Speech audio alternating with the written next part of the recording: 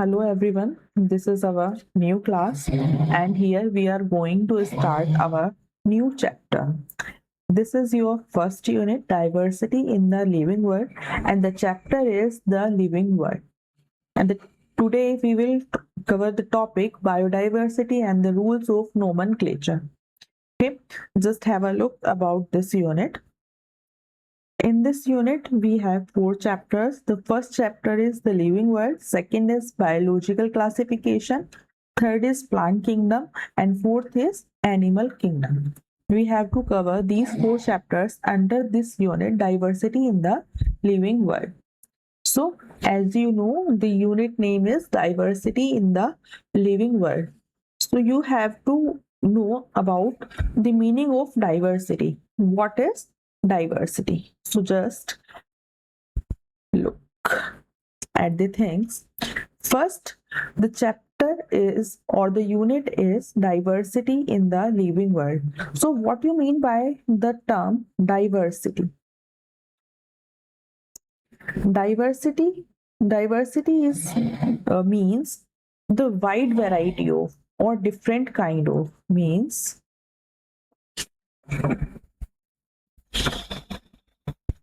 wide variety of anything, and this anything can be plants and animals. Okay यहाँ पर आपकी anything में plants भी आ सकते हैं, एनिमल्स भी आ सकते हैं, आपकी लिविंग थिंग्स भी आ सकती हैं एंड नॉन लिविंग थिंग्स भी आ सकती हैं. मतलब जहाँ पर आपको डिफरेंट वैरायटी की चीजें मिलेंगी, अलग अलग चीजें मिलेंगी, या फिर आप कहेंगे डिफरेंट काइंड ऑफ चीजें मिलेंगी और डिफरेंट काइंड ऑफ, ठीक है. मतलब अलग अलग जहां पर आपको चीजें मिलने लगेंगी उसको आप बोल देते हैं diversity. In that case diversity आपका लिविंग थिंग्स में भी मिल सकती है, नॉन लिविंग थिंग्स में भी मिल सकती है. जस्ट बेसिक सिंपल मीनिंग, जहां पर भी आपको डिफरेंट चीजें मिलेंगी या डिफरेंट तरीके की जो चीजें हैं वो देखने के लिए मिलेंगी, इनको आप बोल देंगे डाइवर्सिटी. ओके, यहाँ पर जो है आपकी डाइवर्सिटी के अंदर 2 थिंग्स आती है. एक आती है आप लोगों की लाइफ फॉर्म, सेकंड होती है life processes. Okay, so under this आप लोगों की 2 थिंग्स आएंगी. फर्स्ट आ जाएगी आपकी लाइफ फॉर्म्स. लाइफ फॉर्म्स के अंदर आएंगी आपकी जितनी भी लिविंग थिंग्स होंगी, वो लिविंग थिंग्स के अंदर आपके प्लांट्स आ जाएंगे, एनिमल्स आ जाएंगे, माइक्रो ऑर्गेनिज्म वगैरह आ जाएंगे. सेकेंड आ जाते हैं यहाँ पर आप लोगों के life processes. Life processes means यहाँ पर जो आप लोगों को एसेंशियल चीजें होंगी जो कि आप लोगों को जिंदा रहने के लिए चाहिए. सो एसेंशियल रिक्वायरमेंट्स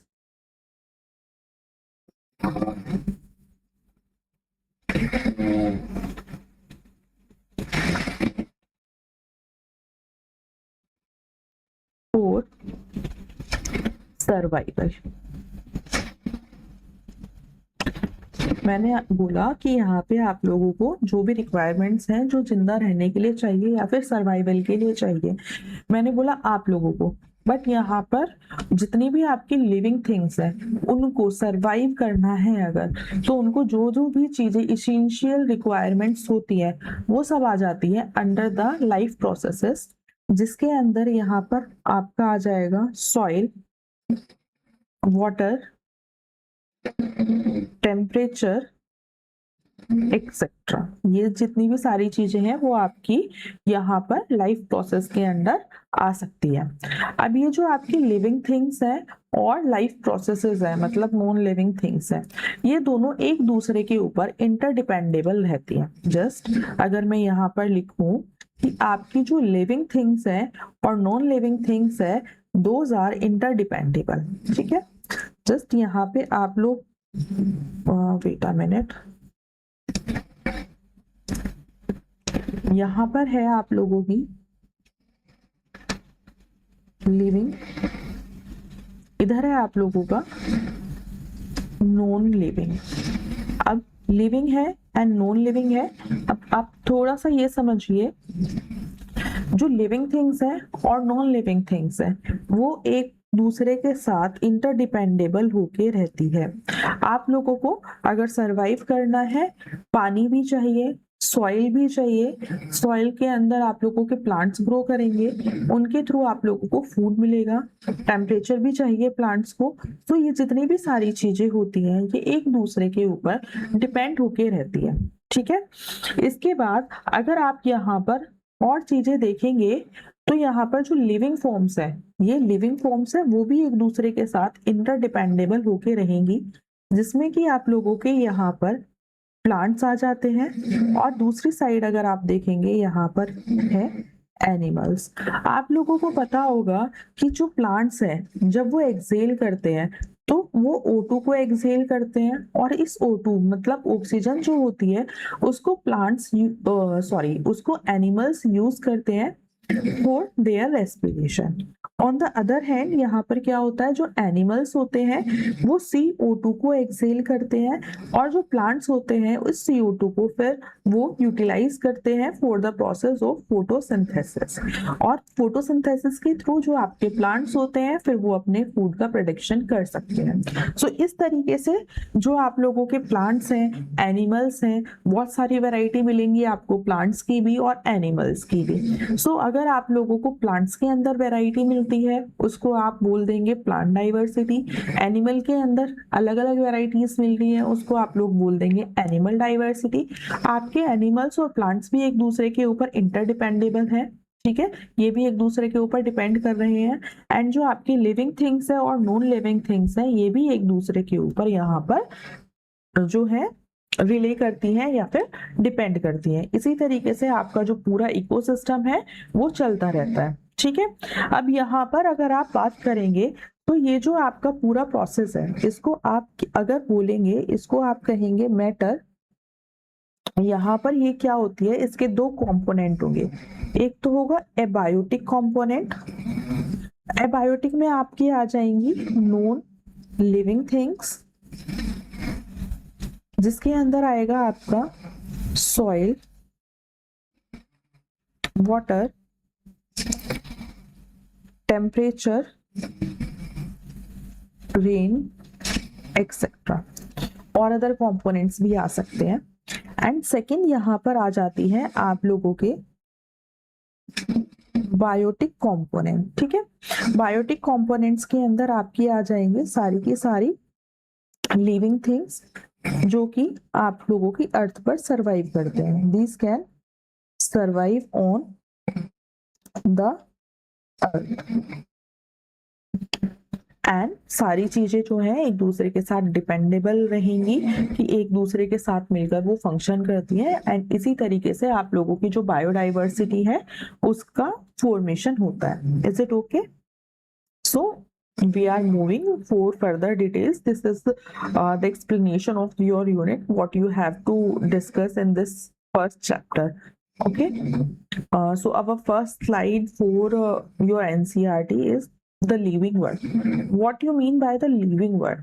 ठीक है, how wonderful is the living world. जो लिविंग वर्ल्ड है वो कितना ज्यादा वंडरफुल है। The wide range of living type is amazing. ये जितनी भी वाइड रेंज है आप लोगों को देखने के लिए मिलती है। वाइड रेंज कैसे हो गई, जस्ट आप कहीं पर घूमने जाएंगे आप देखेंगे कि जो आपका लोकल एरिया है आप वहां से काफी दूर घूमने जा रहे हैं तो आपको वो वाली सारी चीजें नहीं मिलेंगी।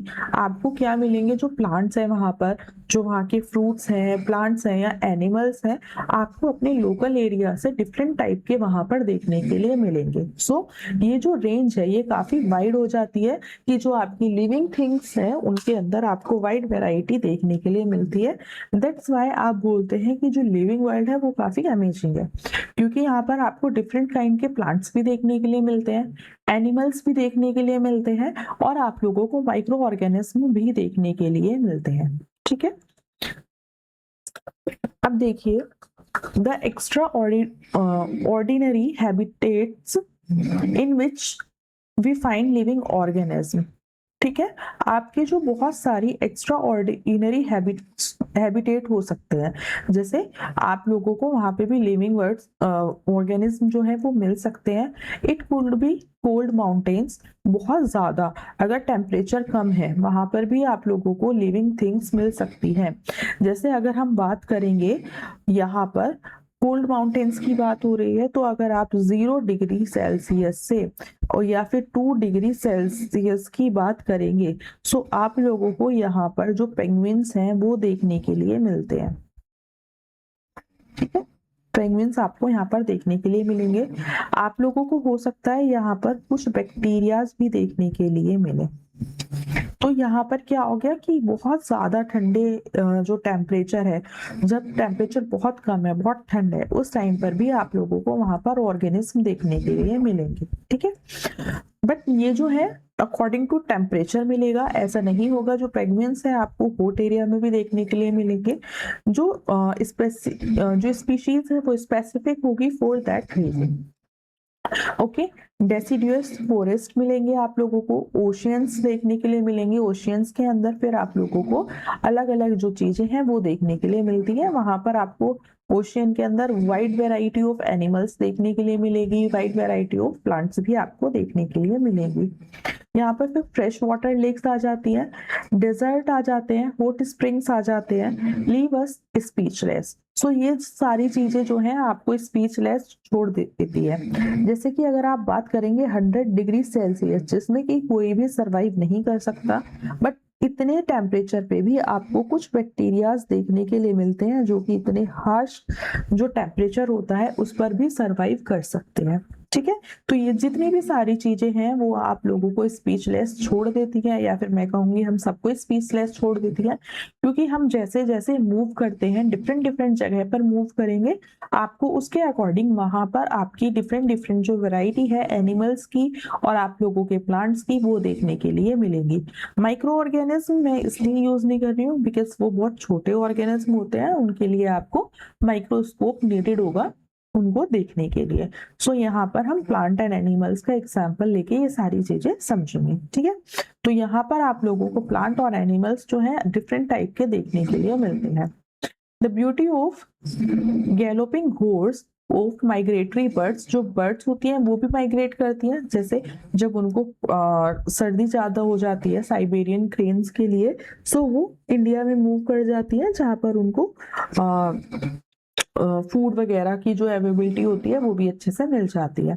द वैल्यू ऑफ फ्लावर्स और attacking shark evokes awe and a deep sense of wonder. So ये जितनी भी सारी चीजें हैं ये आपको वंडर में छोड़ देती हैं। Is it okay everyone? Because यहाँ पर ये सारा जो है वो बस एक इंट्रोडक्शन है कि हाँ जो वर्ड है वो किस तरीके से अमेजिंग है, आप लोगों को कहाँ कहाँ पर किस तरीके से क्या चीजें मिलती हैं। अगर आप लोग मूव करेंगे from one place to another place, आप लोगों को क्या क्या देखने के लिए मिलेगा, कितने डिफरेंट टाइप के प्लांट्स आप लोगों को देखने के लिए मिलेंगे, डिफरेंट टाइप के आप लोगों को एनिमल्स भी देखने के लिए मिलेंगे।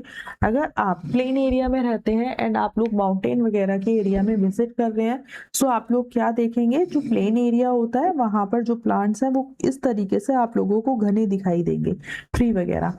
बट जब आप माउंटेन एरिया में जाएंगे, ये है आपके प्लेन रीजन के प्लांट। बट अगर आप माउंटेन एरिया में जाते हैं तो जो आपको प्लांट की शेप होती है वो कुछ इस तरीके से दिखाई देती है। मतलब ये क्या हो गया, ये हो गई है वैरायटी इन द प्लांट्स। वहीं पर ये कहाँ होंगे, माउंटेन्स के अंदर। अगर माउंटेन्स एरिया से फिर आप लोग कहाँ जा रहे हैं, डेजर्ट में जा रहे हैं, तो वहां पर आप लोगों को इस तरीके से जो बड़े पेड़ हैं वो बहुत कम देखने के लिए मिलेंगे। वहां पे झाड़ी टाइप के जो प्लांट्स होते हैं वो आप लोगों को देखने के लिए मिलते हैं। चलिए अब हम देखते हैं, जैसे कि चैप्टर का हमारा नाम है द लिविंग वर्ल्ड, तो आप ये कैसे बताएंगे कि कोई भी जो चीज है वो लिविंग है या फिर नॉन लिविंग है। So what living is opposed to non living, आप कैसे बता सकते हैं कि जो आपकी थिंग है या जो भी आप चीज देख रहे हो, जो भी आप ऑर्गेनिज्म देख रहे हो, that will be considered under living thing और non living thing. And the second is philosophical one and seek answer to what purpose of the life है, ठीक है। या फिर जो आपकी लिविंग थिंग्स है या फिर नॉन लिविंग थिंग्स है, उनका पर्पस क्या है लाइफ के लिए। तो अगर आप लोगों को बोला जाए व्हाट इज लिविंग, तो आप उसको किस तरीके से डिफाइन करेंगे। इसके लिए यहाँ पर आपको 6 पॉइंट देखने के लिए मिलते हैं।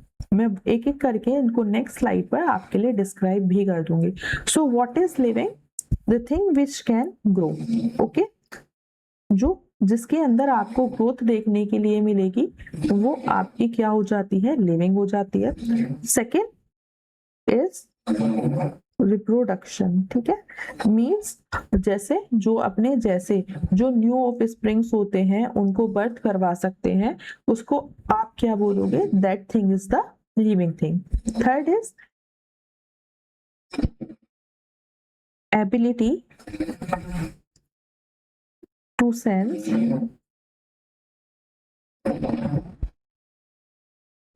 एनवायरमेंट, ठीक है।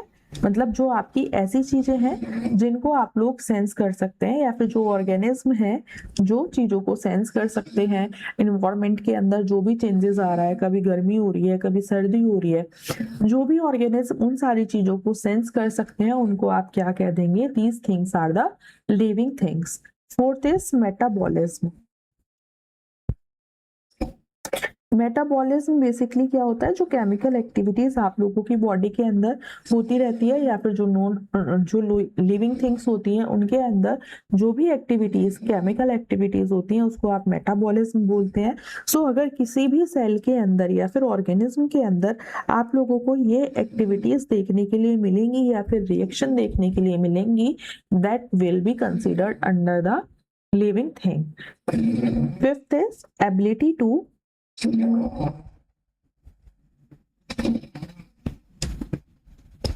Self replicate.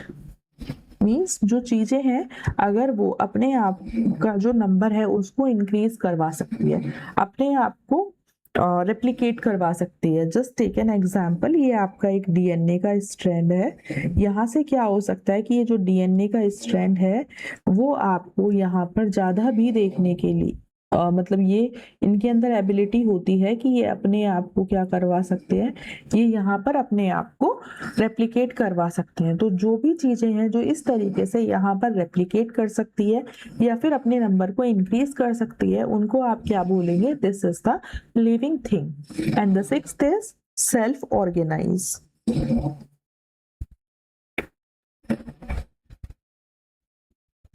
मीन्स यहाँ पर जो आपकी चीजें हैं जो कि अपने आप को सेल्फ ऑर्गेनाइज कर सकती हैं, जैसे आप लोग हैं, ठीक है।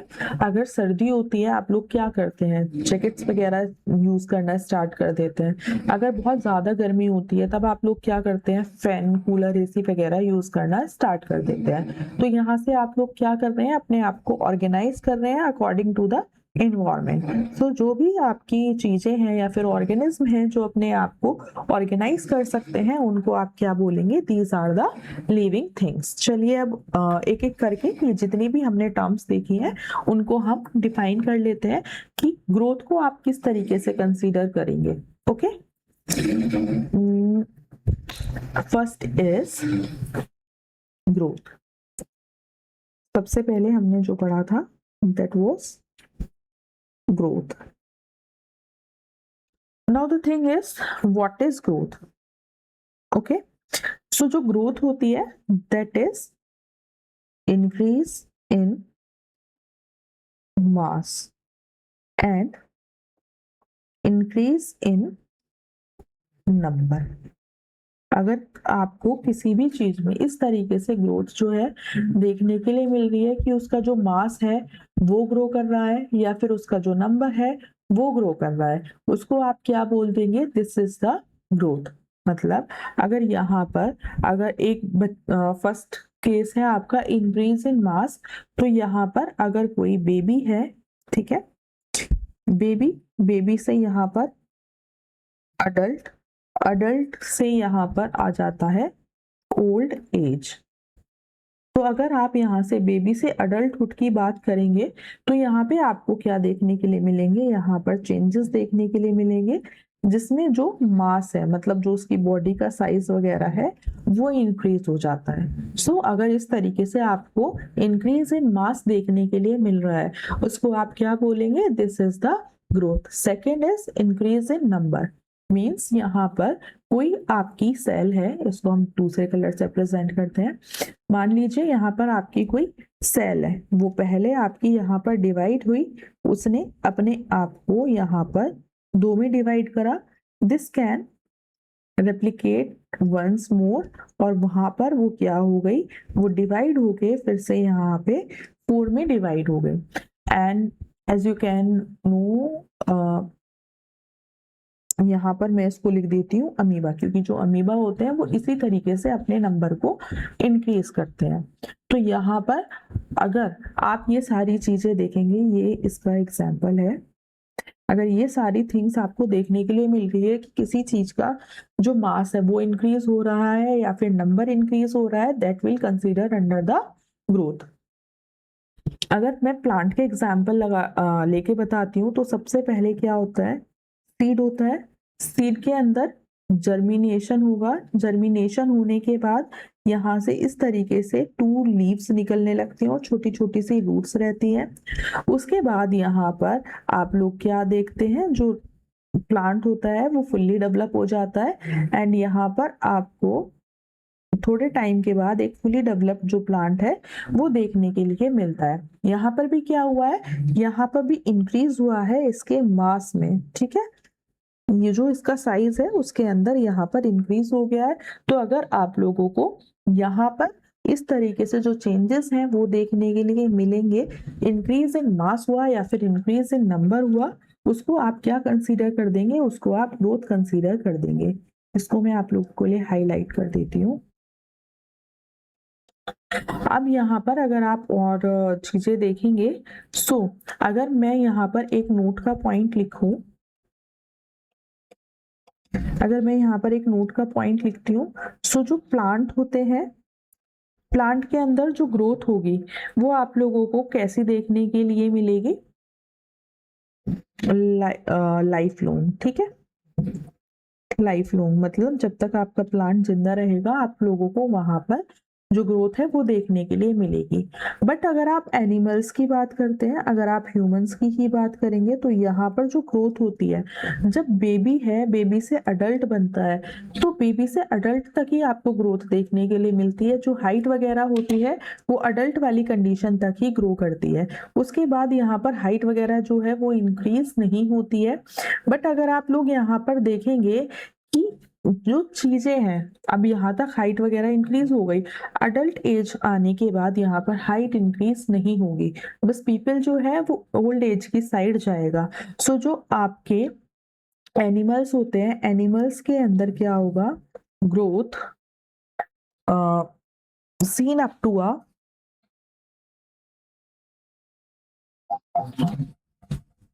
Certain age, okay? तो यहाँ पर आपको एक सर्टेन एज के लिए ही जो ग्रोथ है वो देखने के लिए मिलेगी। लाइफ लॉन्ग एनिमल्स के अंदर आप लोगों को ग्रोथ देखने के लिए नहीं मिलती है।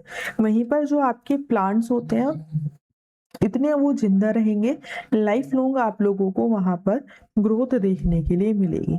तो इस तरीके से जो भी आपकी सेल है जिसके अंदर इंक्रीज इन मास हो रहा है या फिर इंक्रीज इन नंबर हो रहा है, उसको आप लोग क्या बोल सकते हैं? This is the living cell. और वहीं पर जो दूसरी सेल होगी उसको आप क्या बोलेंगे? जिसके अंदर इंक्रीज इन मास या इंक्रीज इन नंबर नहीं होगा, that will be considered in the non living cell. Okay, now the second thing is our second point was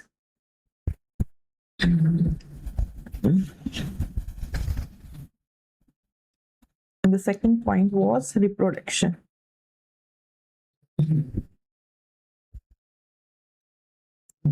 How can you define the reproduction?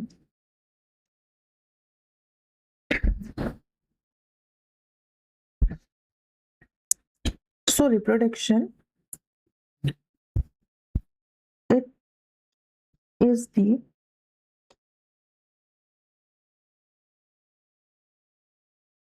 biological process, it is the biological process by which new organism are produced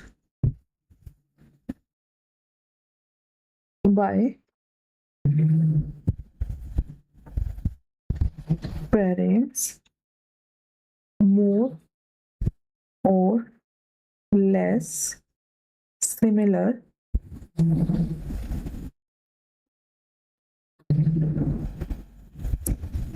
to them. ठीक है, मतलब आपका वो process जिसके अंदर जो parents होते हैं अपने जैसे सिमिलर, बिल्कुल 100% सिमिलर भी हो सकते हैं और आप लोगों के बहुत कम सिमिलर भी हो सकते हैं, अपने जैसी प्रोजेनीज को प्रोड्यूस करवाएंगे, उसको आप क्या बोल देते हैं, यहाँ पर उसको आप बोल देते हैं रिप्रोडक्शन, जो कि आप लोगों का जो ऑर्गेनिज्म होते हैं अपने आप को सरवाइव करवाने के लिए करवाते हैं, जिससे कि जो आपके ऑर्गेनिज्म है वो एक्सटेंट ना हो जाए। ठीक है, यहाँ पर जो आपके होंगे मोर सिमिलर, ठीक है, मोर सिमिलर में क्या आएंगे, यहाँ पर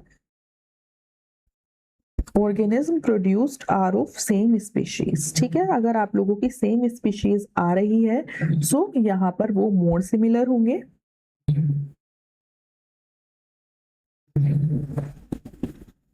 organisms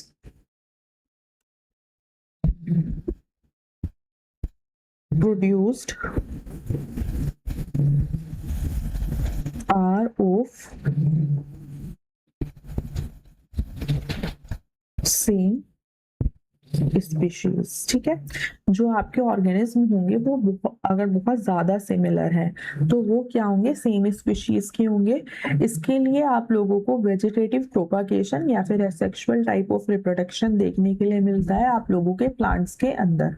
जैसे आप लोगों का यहाँ पे मान लीजिए एक रोज का प्लांट है, ये जो रोज का प्लांट है इससे आपने क्या करा, यहाँ पर आपने स्टेम कटिंग करी और स्टेम की जो कटिंग है उसको करने के बाद जब फेवरेबल कंडीशंस आई उसको आपने यहाँ पे ग्रो करवा दिया, सो आपका क्या होगा, यहाँ पर न्यू प्लांट डेवलप हो जाएगा एंड ये अपने पेरेंट्स से बिल्कुल सिमिलर होगा। ठीक है, 100% सिमिलरिटी आप लोगों को यहाँ पर इसके पेरेंट्स से देखने के लिए मिलेगी।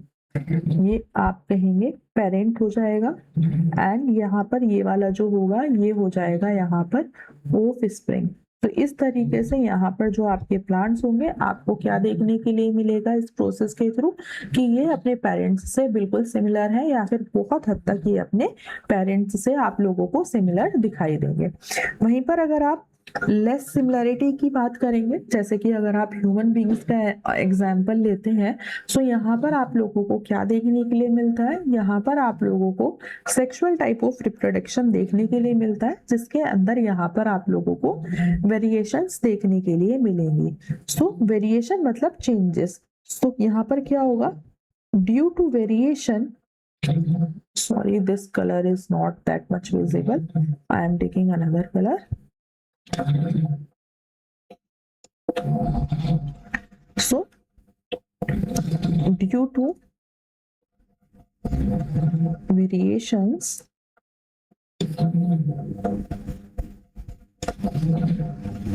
among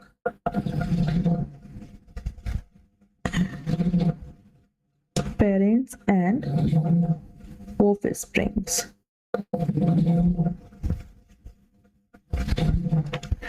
तो यहाँ पर जो आपके ऑफस्प्रिंग है और पेरेंट्स हैं उनके अंदर अगर आप लोगों को डिफरेंसेस देखने के लिए मिलेंगे तो यहाँ पर आप लोगों को क्या देखने के लिए मिलेगा, वो जो है वो आपका लेस सिमिलर होगा। ठीक है, अब यहाँ पर जो सेकंड थिंग आती है that is the type of reproduction. तो जो आपका रिप्रोडक्शन होता है that can be of two type.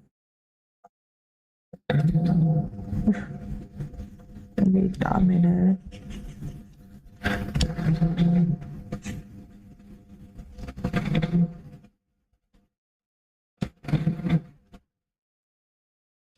reproduction is of two type. First is asexual reproduction,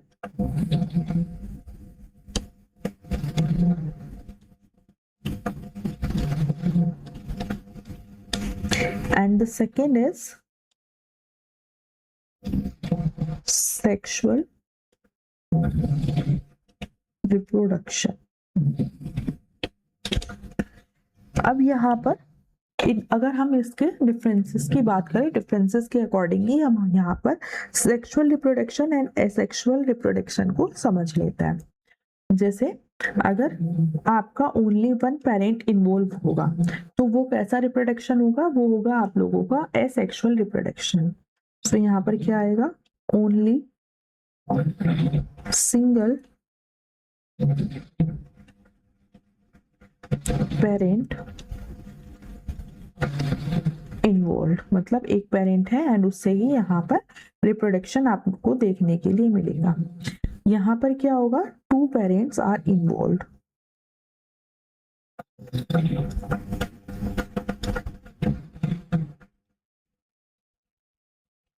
अगर वन पेरेंट है दैट इज एसेक्सुअल रिप्रोडक्शन, अगर दो पेरेंट इन्वॉल्व है तो यहाँ पर क्या हो जाएगा, वो हो जाएगा आपका सेक्सुअल टाइप ऑफ रिप्रोडक्शन। ठीक है, अगर एक ही पेरेंट है so no fusion of gametes, यहाँ पर आपको किसी भी टाइप का फ्यूजन ऑफ गैमेट्स देखने के लिए नहीं मिलेगा। So no fusion of gametes. अगर सेक्सुअल रिप्रोडक्शन होगा तो यहाँ पर आप लोगों को फ्यूजन ऑफ गैमेट्स देखने के लिए मिलेगा। अगर यहाँ पर आपका न्यू ऑर्गेनिज्म बनना है तो यहाँ पर फ्यूजन होना नेसेसरी है। यहाँ पर क्या होगा, एक बनेगा मेल गैमेट, दूसरा आप लोगों का बनेगा यहाँ पर female gamete, and then in दोनों का क्या होगा, यहाँ पर हो जाएगा फ्यूजन, एंड फ्यूजन होने के बाद यहाँ से न्यू जो ऑफस्प्रिंग होगा उसका डेवलपमेंट हो जाता है। सो इस तरीके से आप अपने सेक्सुअल रिप्रोडक्शन को एंड एसेक्सुअल रिप्रोडक्शन को एक दूसरे से डिफरेंशिएट कर सकते हैं। अगर मैं यहाँ पर एग्जाम्पल की बात करूँ तो जो आपके प्लांट्स हैं उसके अंदर रोज जो है वो अगर आप लोगों का स्टेम कटिंग के थ्रू ग्रो कर रहा है उसको आप लोग क्या बोल देंगे, this is asexual type of reproduction. Same यहाँ पर जो चाइना रोज होता है वो भी इसका एग्जाम्पल है। वहां पर भी अगर आप स्टेम की कटिंग को यूज करके न्यू प्लांट को ग्रो करवाते हैं उसको भी आप एसेक्सुअल टाइप ऑफ रिप्रोडक्शन बोलेंगे। सेक्सुअल टाइप ऑफ रिप्रोडक्शन में अगर आप बात करेंगे तो यहाँ पर एक आप ह्यूमंस का एग्जाम्पल ले सकते हैं। ह्यूमंस का एग्जाम्पल लेने के बाद आप लोग यहाँ पर अपने अदर एनिमल्स का भी एग्जाम्पल ले सकते हैं, डॉग्स, या फिर आप लिख दीजिए एनिमल्स। तो जहां पर आपका फ्यूजन ऑफ गैमेट्स होगा वहां पर आपका सेक्सुअल रिप्रोडक्शन आ जाएगा, और सेम ऐसा आप लोगों को प्लांट्स में भी देखने के लिए मिलेगा।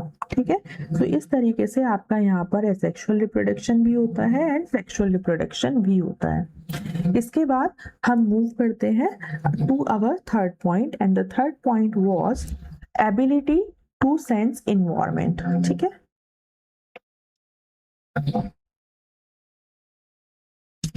एबिलिटी टू सेंस एनवायरमेंट, मतलब जो भी आपकी चीजें हैं अगर वो उनके पास सेंस है वो क्या कर सकती हैं, चीजों को सेंस कर सकती हैं कि कब क्या चेंजेस आ रहे हैं। उसको आप क्या बोल देंगे कि these organism can have ability to sense environment. Environment के अंदर जो चेंजेस आ रहे हैं वो उनको सेंस कर सकती हैं एंड उनको अडेप्ट कर सकती हैं, उसके अकॉर्डिंग अपने अंदर कुछ चेंजेस कर सकती हैं। तो आप लोग उन चीजों को क्या करेंगे, अंडर द लिविंग कैटेगरी उनको आप क्लासिफाई करेंगे। जैसे मैंने आप लोगों को एग्जाम्पल दिया था, अगर आप लोगों की समर है, ठीक है, समर है, समर में क्या हो गई, बहुत ज्यादा आपकी गर्मी हो गई, बहुत वार्म कंडीशन हो गई है। वह वार्म कंडीशन के अंदर आप लोग क्या करेंगे, आप लोग क्या करते हैं, अब आप लोगों की बॉडी है सेंस कर लेती है हाँ भाई गर्मी बहुत ज्यादा होने लगी, तो आप फैन वगैरह को यूज करने लगेंगे। ठीक है, फैन यूज करने लग जाएंगे, एसी यूज करने लग जाएंगे, कूलर वगैरह यूज करने लग जाएंगे, बिकॉज जो समर है वो बहुत ज्यादा हो गई है। आपने क्या करा, आपने इन सारी चीजों को सेंस करा, बट वहीं पर आपका जो रूम है, आपके रूम के अंदर क्या था, टेबल थी, चेयर थी, ये सारी चीजें थी। अब रूम के अंदर आपका फैन वगैरह ऑन नहीं था और बहुत गर्मी थी, वहां पर कोई भी लिविंग थिंग नहीं थी, तो क्या वो सारी चीजें जो फैन वगैरह है वो ऑपरेट हो पाती नहीं, क्योंकि जो आपकी दूसरी चीजें हैं वो नॉन लिविंग है। लिविंग थिंग्स ही इन सब चीजों को क्या कर सकती है, कैरेक्टराइज कर सकती है या फिर सेंस कर सकती है। तो इसलिए यहाँ पर क्या होगा, जो भी ऐसे ऑर्गेनिज्म है जो कि आपकी इन्वायरमेंट को सेंस कर सकते हैं, उनको आप क्या बोल देंगे, these are the living things. अब इसका दूसरा एग्जाम्पल ये भी हो सकता है, आपने देखे होंगे आप लोगों के सर्दी वाले प्लांट अलग होते हैं और आप लोगों के गर्मी वाले प्लांट अलग होते हैं। अलग अलग प्लांट आपको अलग अलग जो टेम्परेचर वगैरह होते हैं वहां पर देखने के लिए मिलते हैं। सो यहाँ पर क्या होगा, इसी तरीके से वो जो प्लांट है वो भी सेंस कर लेते हैं कि हाँ अब उनकी ऑप्टिमम कंडीशंस है to grow in that environment. So वहां पर वो सारी चीजें ग्रो कर सकती है। प्लांट ने भी अपनी एबिलिटी के अकॉर्डिंग चीजों को सेंस कर लिया, और जो आपके एनिमल्स थे उन्होंने भी अपनी चीजों के अकॉर्डिंग, जो अपनी एबिलिटी के अकॉर्डिंग जो इन्वायरमेंट था उसको सेंस कर लिया। तो इस तरीके से आपके जितने भी एनिमल्स होंगे या प्लांट्स होंगे या मैं कहूंगी लिविंग थिंग्स होंगी जो इन्वायरमेंट को सेंस कर सकती है, उनको आप कंसीडर करेंगे under the category living things. वहीं पर अगर हम यहाँ पर ऐसे ही विंटर्स की बात करते हैं, विंटर्स में क्या होगा, जब बहुत ज्यादा कोल्ड वाली कंडीशन,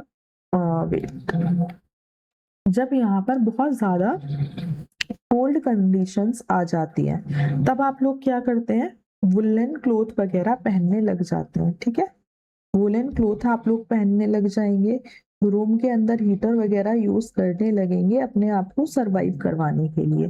तो अगर ये सारी चीजें आप लोग देख रहे हैं तो उसको आप क्या बोल देंगे, these are the living things. इसके बाद इसका एक एग्जाम्पल और आता है, these are the migratory birds. ठीक है, माइग्रेटरी बर्ड्स। अगर आप लोगों को याद हो तो जो आपकी साइबेरियन क्रेन होती है वो क्या करती है, वो माइग्रेट करती है in the India.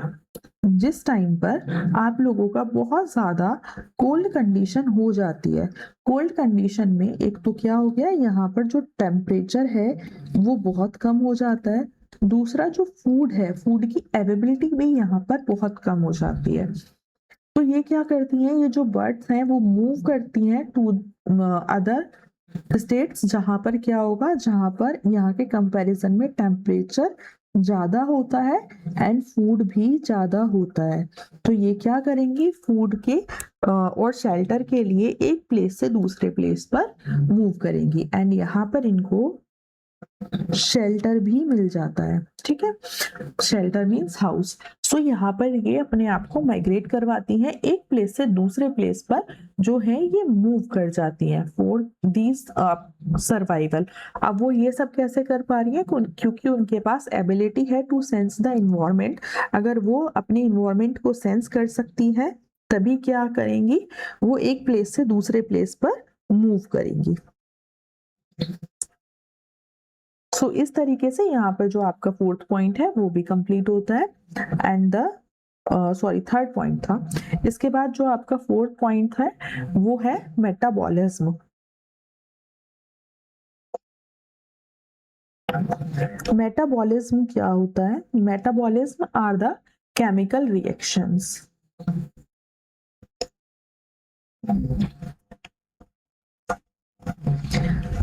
Chemical reactions जो कि आपको लिविंग ऑर्गेनिज्म के अंदर देखने के लिए मिलेगा, वो उसको आप मेटाबॉलिज्म बोल देंगे। इसका एग्जाम्पल यहाँ पर क्या हो सकता है, प्लांट्स जो होते हैं या फिर आप लोगों के जो एनिमल्स होते हैं, प्लांट्स और एनिमल्स ये क्या करते हैं, ये आपका रिस्पायर करते हैं। This is the process of metabolism. तो यहाँ पर अगर जो भी आपकी चीजें हैं वो यहाँ पर बहुत सारी जो रिएक्शंस है उनको शो कर रहे हैं, केमिकल रिएक्शन को, उसको आप किस कैटेगरी में रखेंगे कि these are the living things. अब अगर यहाँ पर मैं बात करूं तो जो प्लांट है, प्लांट के अंदर यहाँ पर जब रेस्पिरेशन होता है, ठीक है, उसके बाद यहाँ पर फूड का फॉर्मेशन होने लग जाता है। फूड का फॉर्मेशन होने के बाद यहाँ पर जो एनिमल है, एनिमल फीड करेगा इस फूड के ऊपर। एनिमल की फीडिंग के बाद यहाँ पर ये क्या करेगा, इसको च्यू करेगा।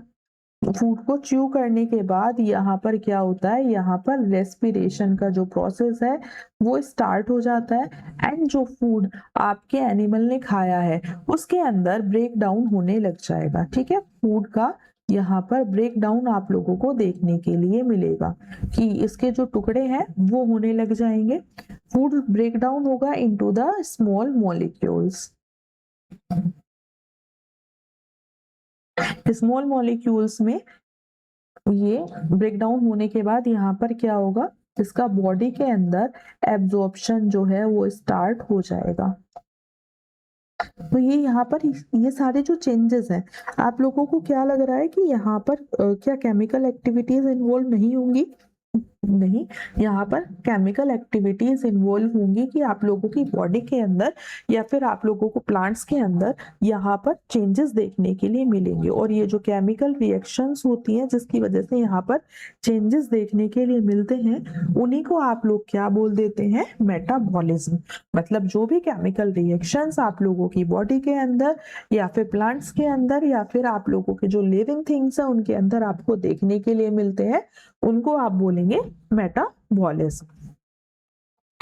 ओके, इसके बाद next was our fifth was ability to self replicate. Ability to self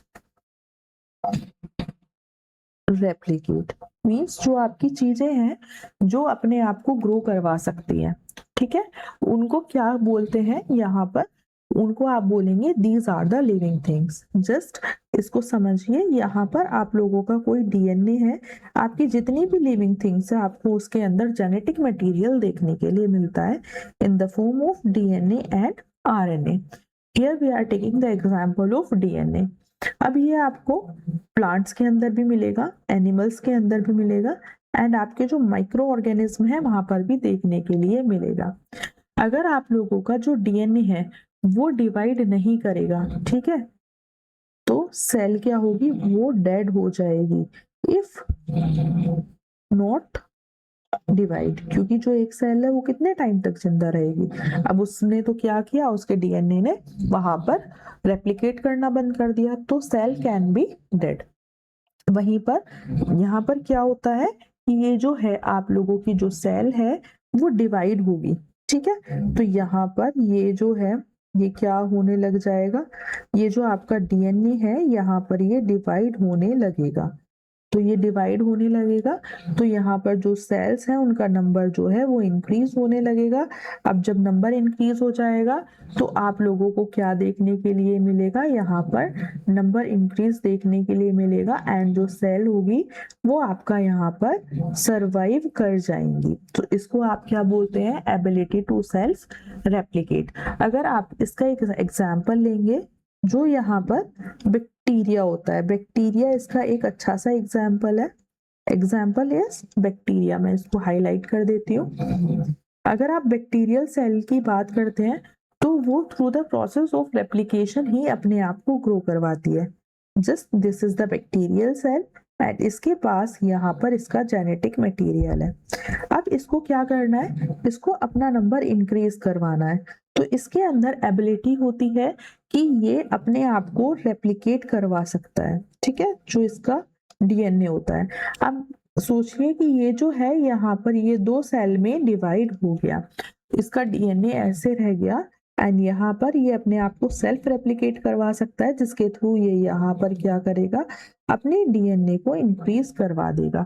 ये मैंने दूसरे कलर से इसलिए बनाया है जिससे कि आपको पता रहे यहाँ पर जो डीएनए है उसका रेप्लिकेशन हुआ है। ओके, तो ये एक सेल से आपको कैसी सेल्स मिल जाती है, यहाँ पर 2 सेल मिल जाती है, और या फिर आप यहाँ पर क्या कहेंगे, यहाँ पर जो जेनेटिक मटेरियल है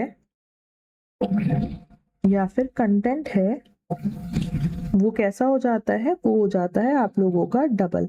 इस प्रोसेस को आप लोग बोल देते हैं एबिलिटी टू सेल्फ रेप्लिकेट। यहाँ पर आपकी जो सेल्स हैं जिनके अंदर एबिलिटी होती है सेल्फ रेप्लिकेट करने की, वो इस प्रोसेस के थ्रू यहाँ पर सेल्फ रेप्लिकेट करती है। ठीक है, इसके बाद हमारा एक नेक्स्ट पॉइंट और है, 6th point, and this is the last point कि ग्रोथ आप कैसे बोलोगे कि सेल इज लिविंग और non living. 6th is self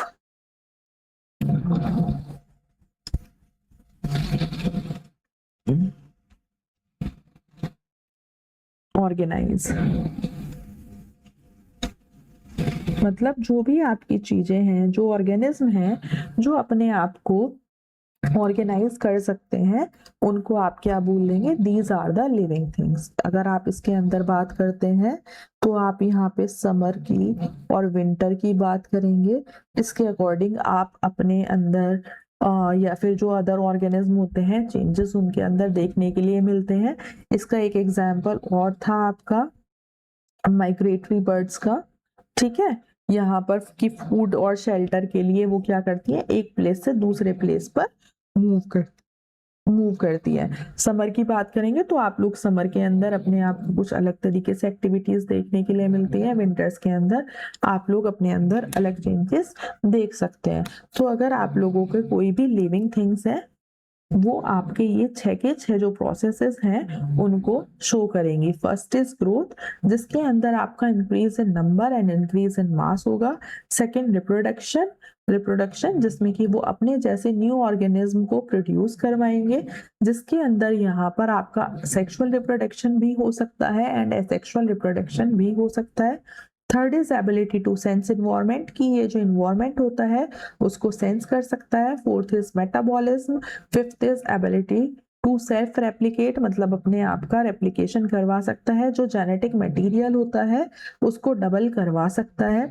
sixth is self organise, मतलब अपने आप को ऑर्गेनाइज कर सकता है। सो अगर कोई भी आपकी ऐसी सेल है जिसके अंदर आप लोगों को ये सारी चीजें देखने के लिए मिलती है, उसको आप लोग क्या बोल देते हैं, this is the living thing.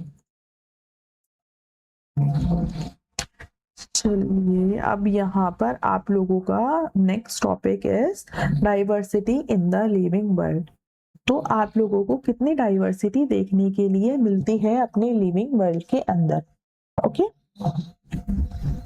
तो if you look around you will see a large variety of living things. आप लोगों को बहुत एक लार्ज वैरायटी देखने के लिए मिलेंगी लिविंग थिंग्स की। जब आप अपने आसपास देखते हैं, B it be potted plants, आप लोगों को गमले में भी प्लांट्स देखने के लिए मिलेंगे। अलग अलग टाइप के आप लोगों को इंसेक्ट्स मिल सकते हैं, बहुत सारी डिफरेंट काइंड के आप लोगों को बर्ड्स मिल सकती हैं। आप लोग अपने घर पे जो पेट्स रखते हैं वो भी अलग अलग टाइप के मिल सकते हैं। अलग अलग टाइप के आपको एनिमल देखने के लिए मिलेंगे एंड प्लांट्स देखने के लिए मिलेंगे। तो ये बहुत सारी डिफरेंट चीजें जो हैं आप लोगों को देखने के लिए मिल जाती है। बहुत सारी जो आपको चीजें हैं वो सब देखने के लिए मिल रही है। इसको आप लोग क्या बोलते हैं, this is the diversity in the living world, की आप लोगों को अलग अलग टाइप के या डिफरेंट टाइप के प्लांट्स देखने के लिए मिल रहे हैं, एनिमल्स देखने के लिए मिल रहे हैं, माइक्रो ऑर्गेनिज्म देखने के लिए मिल रहे हैं। So this will be considered under the diversity in the living world. There are also several organisms that you can not see without naked eyes। अब यहाँ पर आपको कुछ ऐसे ऑर्गेनिज्म भी होंगे जिनको आप नेक्ड आई से नहीं देख सकते, बट वो आपके आसपास प्रेजेंट होते हैं, जिनको आप क्या बोल देते हैं, उनको आप बोलेंगे माइक्रो ऑर्गेनिज्म। ठीक है, so those organisms which are not seen by naked eyes known as the microorganism।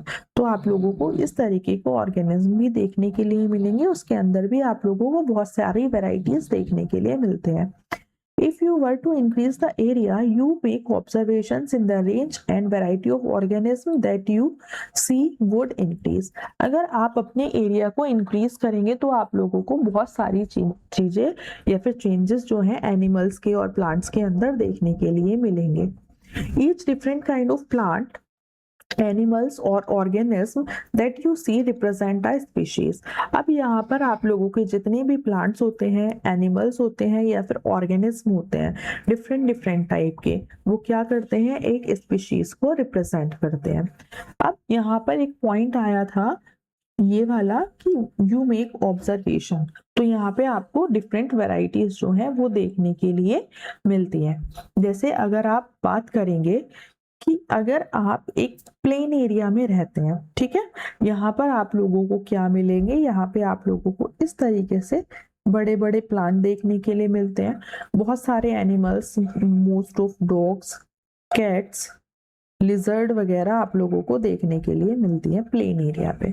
But अगर आप माउंटेन एरिया पे जाएंगे तो यहाँ पर आप लोगों को क्या होगा कि आप लोगों को जो पेड़ होंगे वो इस तरीके से घने की जगह ऐसे स्लोपी टाइप के जो प्लांट्स होंगे वो आप लोगों को देखने के लिए मिलेंगे. और उस साइड के जो एनिमल्स होंगे वो भी डिफरेंट काइंड के आप लोगों को देखने के लिए मिलेंगे. यहाँ पर आप लोगों को माउंटेन में याक वगैरह देखने के लिए मिलता है. यहाँ पर शिप भी आप लोगों को बहुत ज्यादा देखने के लिए मिलती है. बट यहीं पर अगर आप डेजर्ट में जाएंगे तो आप लोगों को क्या देखने के लिए मिलेगा कि यहाँ पर जो प्लांट है वो कुछ झाड़ी टाइप के, श्रब टाइप के आप लोगों को देखने के लिए मिलेंगे. यहाँ पे आप लोगों को कैमल देखने के लिए मिलेंगे. यहाँ पर आप लोगों को इसी तरीके के बहुत सारे डिफरेंट टाइप के जो एनिमल्स हैं वो देखने के लिए मिलेंगे. ठीक है, ये तो हो गया अगर आप अपना जो एरिया है उसको इंक्रीज कर रहे हैं.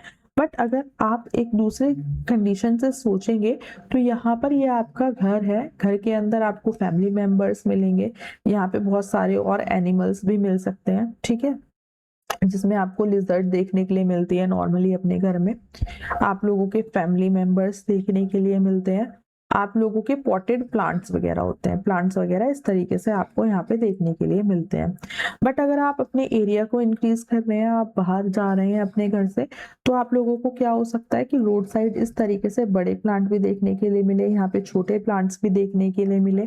आप लोगों को डॉग्स देखने के लिए मिल सकते हैं रोड के पास, कैट्स देखने के लिए मिल सकती है, ओक्स देखने के लिए मिल सकते हैं, और भी बहुत सारी चीजें जो है आपको देखने के लिए मिल सकती हैं. अब यहाँ से क्या हुआ कि आप लोग चले गए हैं एक फॉरेस्ट में, तो अगर आप फॉरेस्ट में जाते हैं तो आपको बहुत सारे जंगली जानवर देखने के लिए मिलेंगे जो कि आपको अपने घर के पास देखने के लिए नहीं मिलते हैं. वहां पर आपको हो सकता है लायन मिल जाए, वहां पर हो सकता है आपको टाइगर देखने के लिए मिल जाए, यहाँ पर और क्या हो सकता है कि आप लोगों को डियर देखने के लिए मिल जाए, और आप लोगों को बहुत सारे ऐसे प्लांट के टाइप्स देखने के लिए मिल सकते हैं जो कि आप लोगों को अपने घर के पास नहीं मिलते हैं. सो इस तरीके से अगर आप अपने एरिया को इंक्रीज करते हैं, यहाँ पर आपको डिफरेंट जो आपके एनिमल्स हैं वो भी इंक्रीज होते हुए दिखाई देंगे कि वहां पे नंबर ऑफ प्लांट्स और नंबर ऑफ एनिमल्स जो है वो इंक्रीज होते जा रहे हैं. Is it okay?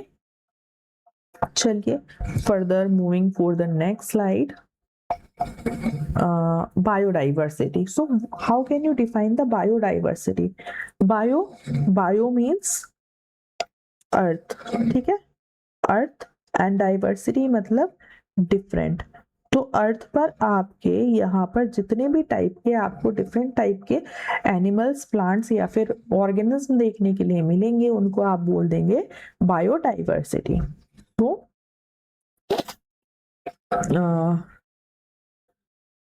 तो यहाँ पर मैं इसको डिफाइन कर देती हूँ. Type of organism found on earth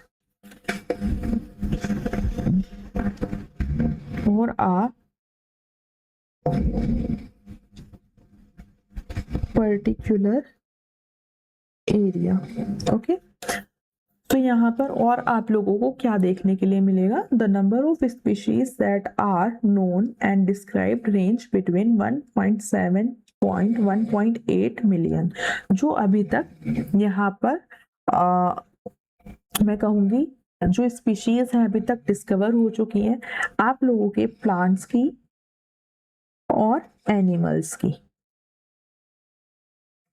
and plus micro organism की, वो अभी तक कितनी पता लगी है 1.7 टू 1.8 मिलियन अभी तक पता लग चुकी है। ठीक है, this refers to biodiversity.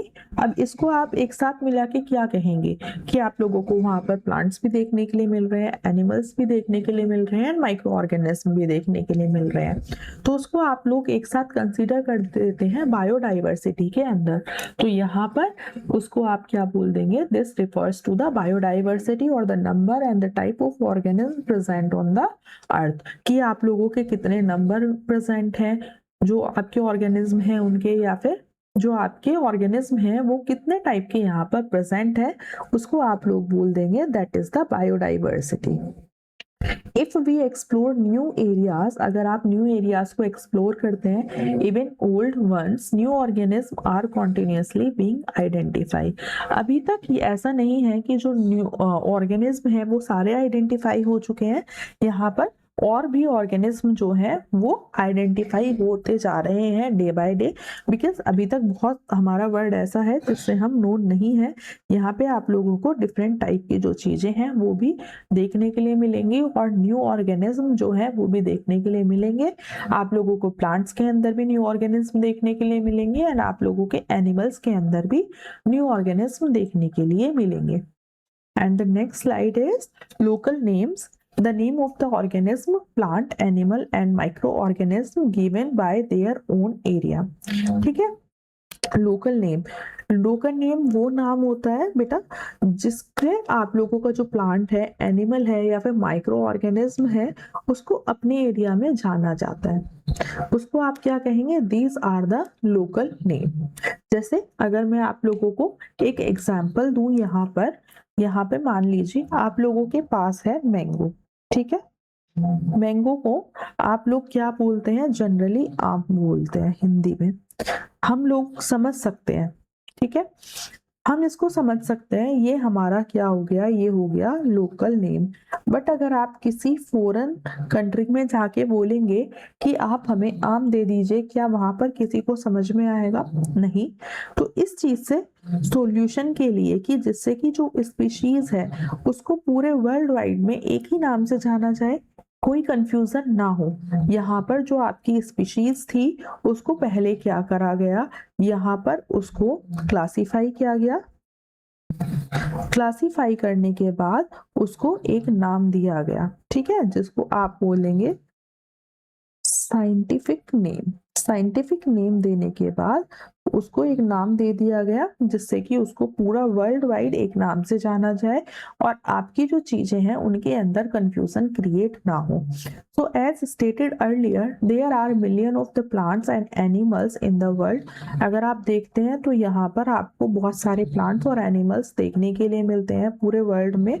We know the plants and animals in our own area by their local name. अब आपके जो प्लांट्स हैं या फिर एनिमल्स हैं उनको आप उनके लोकल नेम्स से जानते हैं। ठीक है, these local names would vary from place to place. और ये जो लोकल नेम्स होते हैं एक प्लेस से अगर आप दूसरे प्लेस पर जाएंगे ये आपके चेंज हो सकते हैं, even with in a country. एक कंट्री के अंदर भी आपको जो ये लोकल नेम्स हैं वो चेंज होते नजर आ सकते हैं, या फिर आप एक ही चीज को सुनेंगे कि उसके बहुत सारे नाम होते हैं। सो जिस नाम से आप उसको उसके लोकल एरिया में जानते हैं उसको आप बोल देते हैं this is the local name of that plant. This may recognize the confusion that would be created if we did not find ways and means to talk to each other to refer to organism and we talk about। अब अगर मान लीजिए कि कोई भी आपका ऐसी चीज है, मान लीजिए कोई एनिमल है या फिर कोई प्लांट है, मेरे यहाँ पर ये मेरी कंट्री है या फिर मेरा प्लेस है, ये आप लोगों का प्लेस है। यहाँ पर हम बात कर रहे हैं डॉग की। ठीक है, डॉग की बात कर रहे हैं, उसको यहाँ पे डॉग बोलते हैं, और मान लो उसको यहाँ पे XYZ कुछ भी बोल सकते हैं। अब मैं तो डॉग की बात कर रही हूँ, आप लोग अपने साइड से बोल रहे हो XY, और हमें समझ में आ नहीं रहा। आपको ये समझ नहीं आएगा कि मैं डॉग की बात कर रही हूँ, आपको ये मुझे ये समझ नहीं आएगा कि आप दूसरी X या Y किस चीज की बात कर रहे हैं। ठीक है, तो यहाँ पर ये एक कंफ्यूजन क्रिएट हो जाएगी। हम लोग एक दूसरे से बात कर रहे हैं, पर हमें यही नहीं पता कि हम किस ऑर्गेनिज्म को लेके बात कर रहे हैं। तो यहाँ पे इसलिए, जिससे कि ये पूरी जो कंफ्यूजन है वो क्रिएट ना हो, इसलिए यहाँ पर जो आप लोगों का कोई भी ऑर्गेनिज्म है उसको एक नाम दिया जाता है, जिसको आप क्या बोल देते हैं, साइंटिफिक नेम। उससे क्या होता है कि उस ऑर्गेनिज्म को पूरी वर्ल्ड में, पूरी दुनिया में उस एक नाम से जाना जाता है। यहाँ पर आप लोगों के जो डिफरेंट डिफरेंट ऑर्गेनिज्म है, उनके डिफरेंट नाम आप लोगों को देखने के लिए मिलेंगे। अब यहाँ पर आप लोगों को नाम रखना है, ठीक है, साइंटिफिक नेम जो है वो रखना है। तो यहाँ पर क्या होता है, जो प्लांट होता है आपका, उसका नोमेनक्लेचर किया जाता है। सो वही हमारी नेक्स्ट स्लाइड का टॉपिक है, that is nomenclature. So standardize the naming of living organisms such that a particular organism is known by the same name all over the world। मतलब जो आपका एक पर्टिकुलर ऑर्गेनिज्म है उसको उस पूरे वर्ल्ड में क्या जाना जाए, एक ही सेम नाम से जाना जाए ऑल ओवर द वर्ल्ड। इसलिए यहाँ पर क्या किया जाता है, नोमेनक्लेचर किया जाता है, या फिर उस ऑर्गेनिज्म का नाम रखा जाता है, नामकरण करा जाता है। और उस नामकरण को या फिर उसके नाम रखने का जो प्रोसेस होता है उसको आप लोग क्या बोल देते हैं, उसको आप बोलते हैं nomenclature. For plant scientific names as based on agreed principles and criteria which are provided in international code of botanical nomenclature। मतलब जो आपके यहाँ पर प्लांट्स आएंगे उनका जो नाम है वो रखा जाएगा ICPN नाम की सोसाइटी से। जो आपके एनिमल्स होते हैं उनका नाम रखा जाता है ICZN, मतलब international code for zoological nomenclature से। आपकी NCERT में ये गिवन है, मैं यहाँ पर आप लोगों के लिए एक दो और इंक्लूड कर देती हूँ, जिससे कि आप लोगों को आगे और चीजें भी समझ में आ जाए कि अगर आपका कोई भी स्पीशीज है उसका नाम आपको किससे रखना है। ठीक है, अगर आप यहाँ पर फर्स्ट बात करेंगे प्लांट की, सो प्लांट की जो नेमिंग होगी वो होती है आपकी ICBN से। सेकेंड आ जाएंगे आपके एनिमल्स, एनिमल्स का होगा ICZN से। थर्ड आएंगे आपके बैक्टीरिया, बैक्टीरिया का जो नेमिंग होगी वो होगी ICZB के थ्रू। इसके बाद यहाँ पर फोर्थ आ जाएंगे वायरस, वायरस की जो नेमिंग है वो होगी ICVN के थ्रू। इसके बाद आपका कल्टीवेटेड प्लांट्स आ जाएंगे। कल्टीवेटेड जो प्लांट्स होते हैं उनकी जो नेमिंग होगी वो होगी ICNCP के थ्रू। अब हम इनकी फुल फॉर्म की बात कर लेते हैं कि यहाँ पर इनकी फुल फॉर्म क्या होगी, बिकॉज ये क्वेश्चन काफी बार पूछ लिया जाता है। सो ICBN is international code for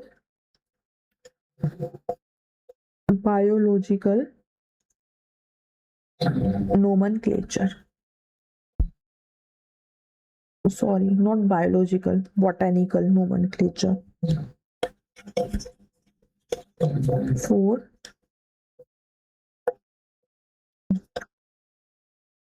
botanical nomenclature। ठीक है, इसके थ्रू प्लांट्स जो है उनका नाम रखा जाएगा। एनिमल्स, एनिमल्स के लिए यहाँ पर आता है international code for zoological nomenclature.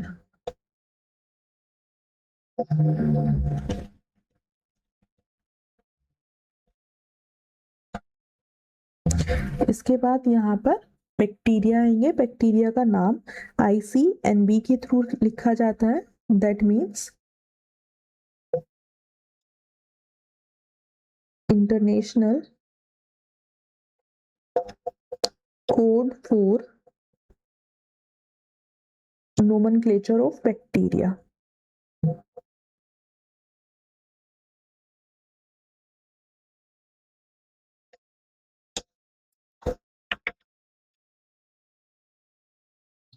इसके बाद यहाँ पर आपके आ जाते हैं virus.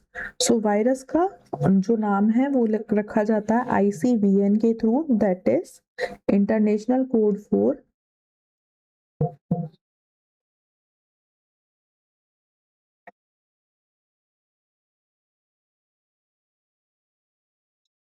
Viral nomenclature.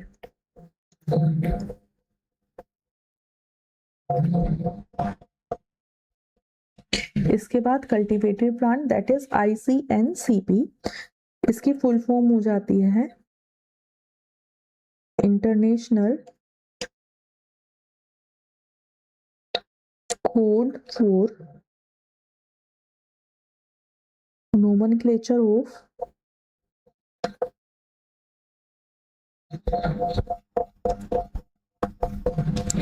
cultivated plants।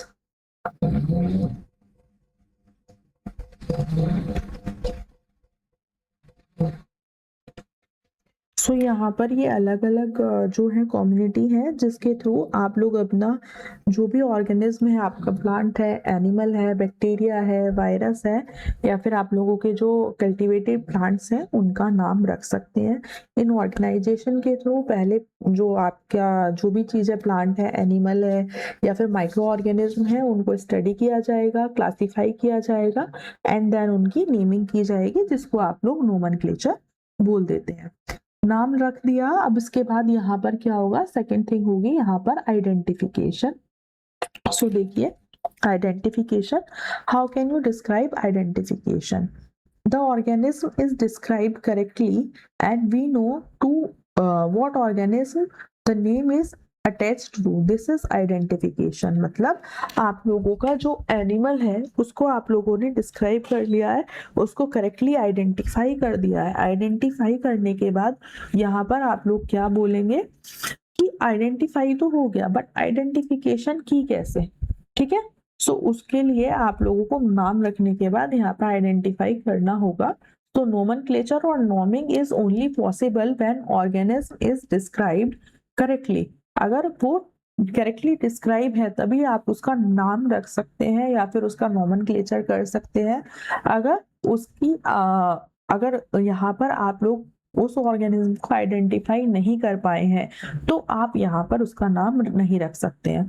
अब अगर आप लोगों को आइडेंटिफाई करना है तो आप क्या करेंगे, आप लोग क्या देखेंगे, अगर कोई भी प्लांट है तो उसके ऊपर क्या फूल आ रहा है, फूल आ रहा है या नहीं आ रहा है, फूल है, उसके पास एक स्टेम होगी, उसके पास बहुत सारी ऐसे लीव्स होंगी।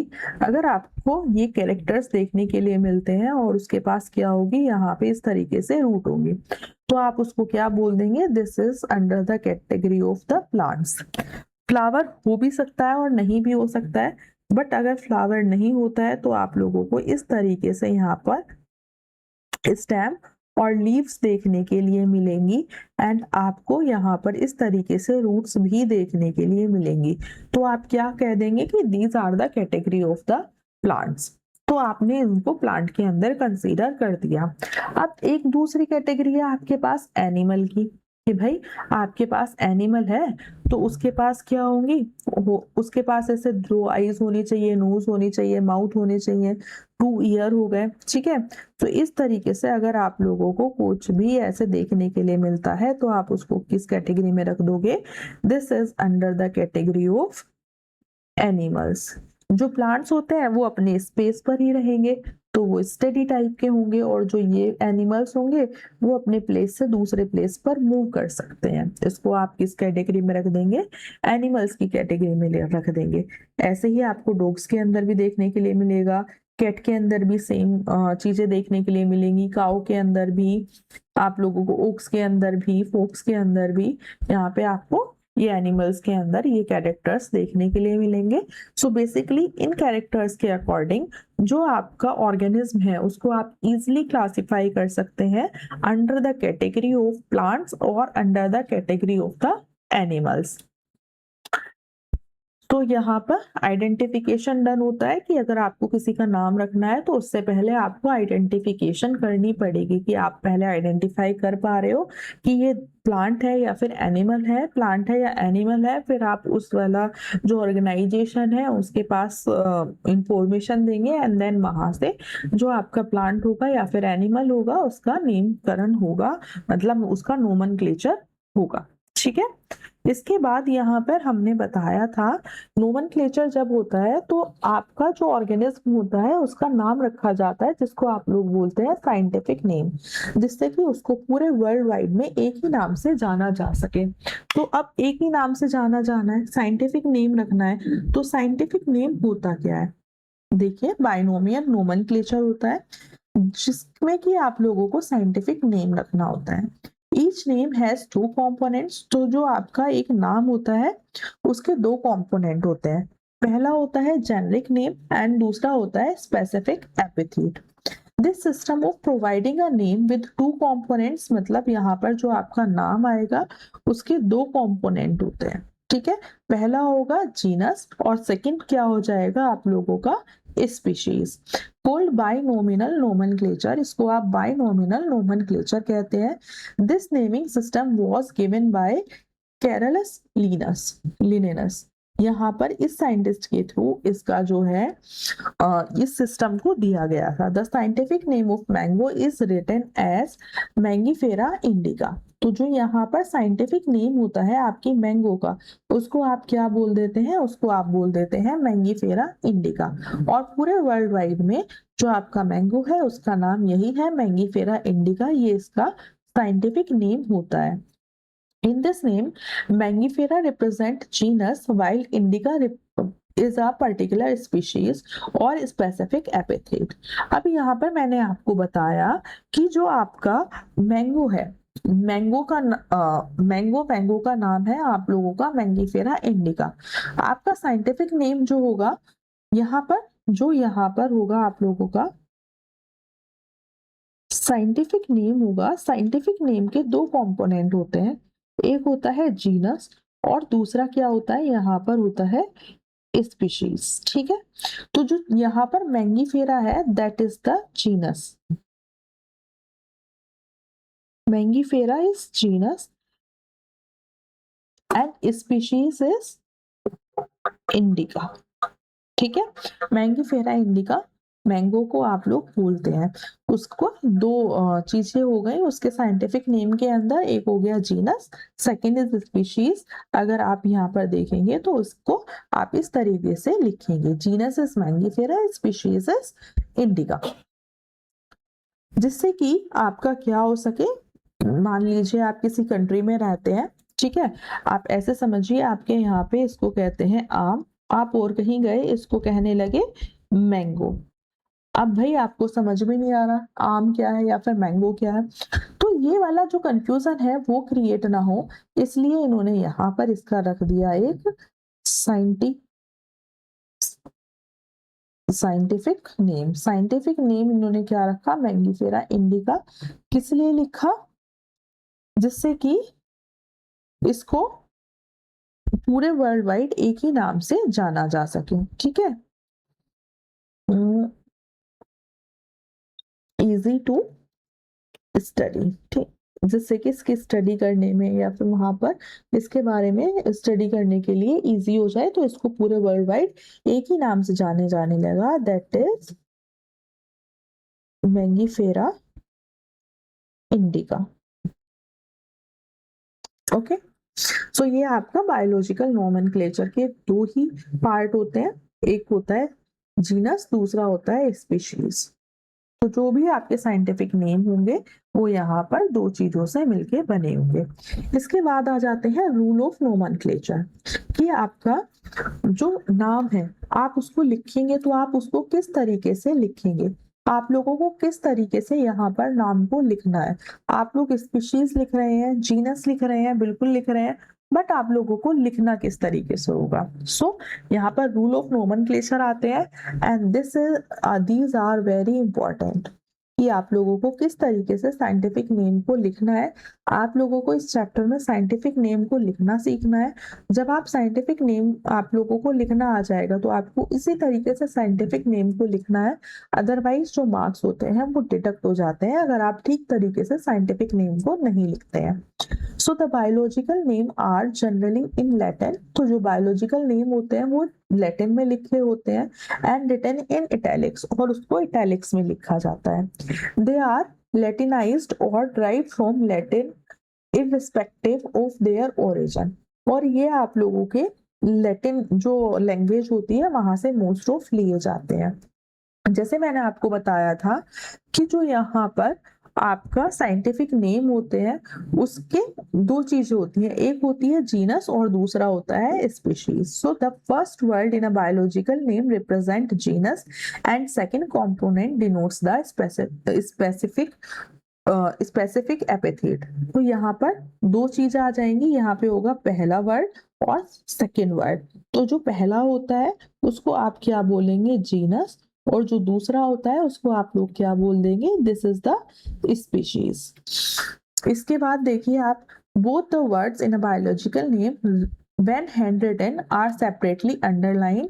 अगर आप हाथ से लिख रहे हैं तो उसको आप सेपरेटली अंडरलाइन करेंगे, और अगर आप उसको प्रिंट कर रहे हैं that should be in italics. ठीक है, तो वो थोड़ा टिल्टेड इस टाइप से लिखा जाएगा अगर आप उसको यहाँ पर प्रिंट करते हैं।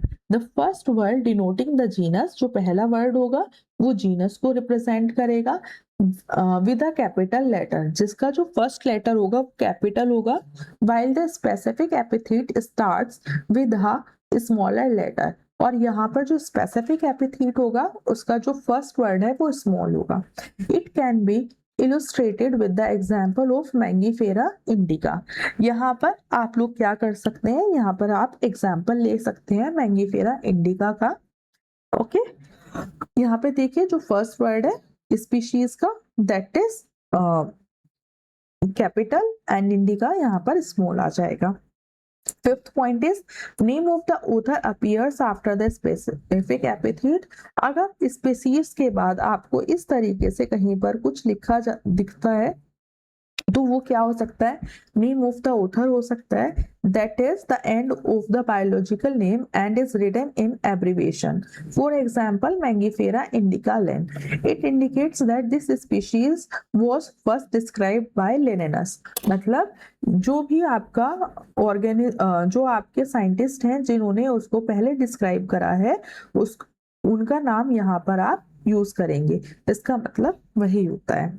अब मैं एक बार आप लोगों को यहाँ पर मैंगीफेरा इंडिका का एग्जाम्पल लेके ये जो सारे रूल्स हैं उनको अच्छे से डिस्क्राइब कर देती हूँ। सो हमारा नाम क्या है, यहाँ पर हमारा मैंगो है। मैंगो का साइंटिफिक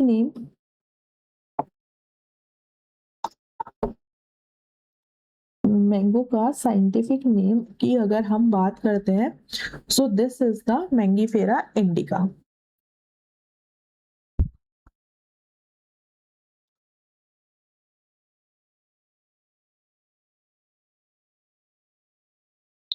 अब आप लोगों को मैंने बताया जो आपका यहाँ पे ये होती है मैंगीफेरा इंडिका, मतलब साइंटिफिक नेम है, उसके दो कंपोनेंट होते हैं। तो ये जो फर्स्ट वाला है this is the genus and जो सेकंड है दिस इज द स्पीशीज। एक हो गया आप लोगों का जीनस, सेकंड हो गया स्पीशीज। अब यहाँ पर अगर आप लोग इसको क्या करते, अगर आप इसको प्रिंट करते तो ये इस तरीके से इटैलिक फॉर्म में लिखा जाता, ठीक है। बट अब यहाँ पर हमने हाथ से लिखा है तो यहाँ पर इसको क्या करना होगा, सेपरेटली अंडरलाइन करना होगा, सेपरेटली अंडरलाइन, ठीक है।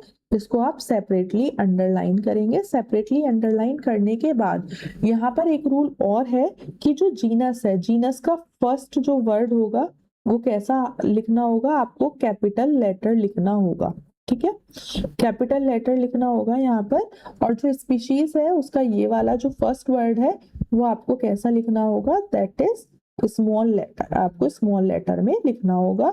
हाथ से लिखेंगे तो इनको सेपरेटली अंडरलाइन भी करना होगा।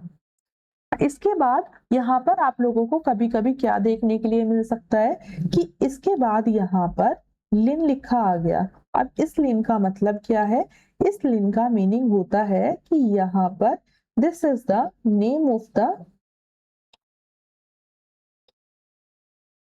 ऑथर और scientist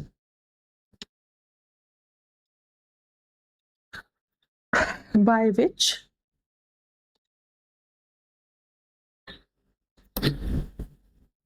species was first described। मतलब जो भी आपका साइंटिस्ट था या ऑथर था जिसने फर्स्ट टाइम उस स्पीशीज की डिस्कवरी की थी, उसको आप क्या बोल देंगे। यहाँ पर अगर इस तरीके से लिखा मिलता है आपको स्पीशीज के बाद, that is the name of the author. Okay, तो these are the basic rules of the nomenclature. यहाँ पर अब मैंने आपको बताया है कि यहाँ पर क्या होगा, रूल ऑफ नोमेनक्लेचर क्या होंगे, आप किसी भी ऑर्गेनिज्म को कैसे क्लासिफाई करेंगे, अंडर द कैटेगरी लिविंग और non living. Okay, so this is all for today's class, and thank you everyone for watching. Thank you everyone for watching my class, and अगर आपको टॉपिक अच्छे से समझ में आता है so please like, share and subscribe my channel, and we will meet in another class. Okay, thank you, bye bye.